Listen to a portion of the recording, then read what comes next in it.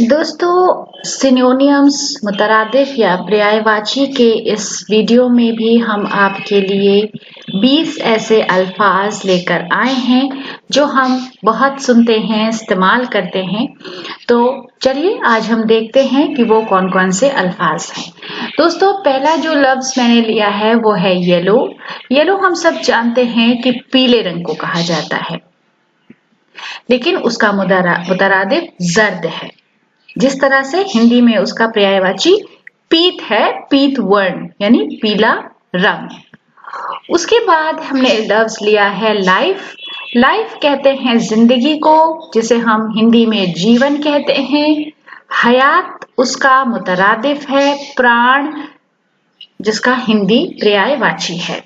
तो हयात, जिंदगी, प्राण और जीवन। फिर है एब्स्टीमियस। इसका मतलब है जोहद, परहेजगारी यानी संयमी, जिसे हम हिंदी में बोलते हैं, या वैराग्य। तो जोहद, परहेजगारी, संयमी, वैराग्य। फिर है प्रीफरेंस। प्रीफरेंस को दोस्तों सबकत या फौकियत बोला जाता है। हिंदी में इसे वरीयता या प्रधानता कहते हैं। सबकत, फौकियत, वरीयता, प्रधानता प्रेफरेंस के लिए। फिर है डेलिकेट। डेलिकेट को कहते हैं सुबक और नाजुक। हिंदी में कहते हैं मृदु और कोमल।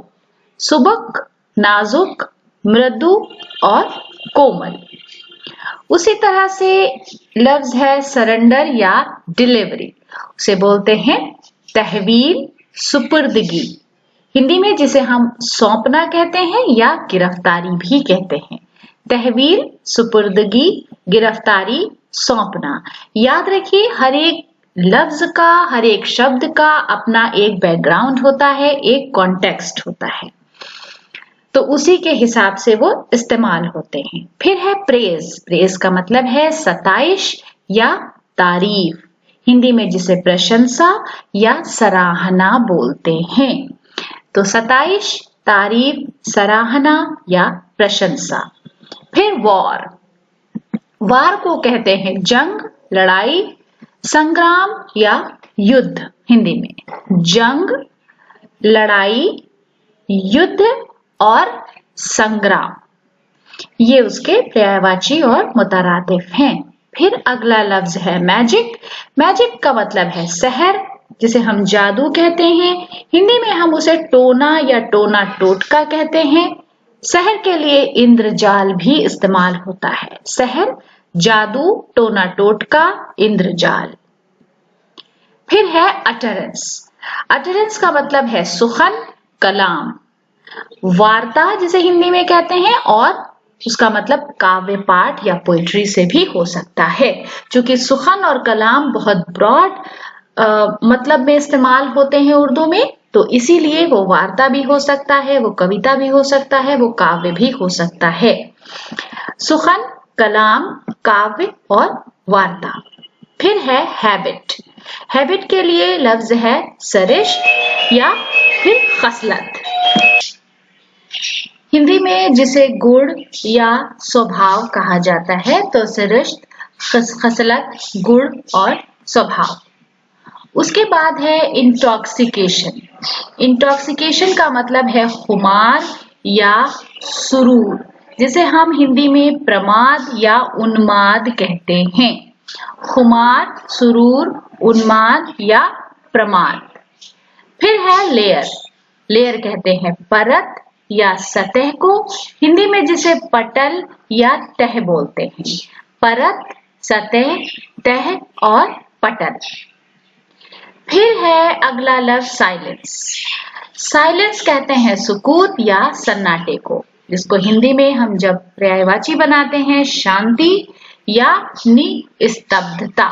सुकूत, सन्नाटा, निस्तब्धता, शांति। फिर है ओशन।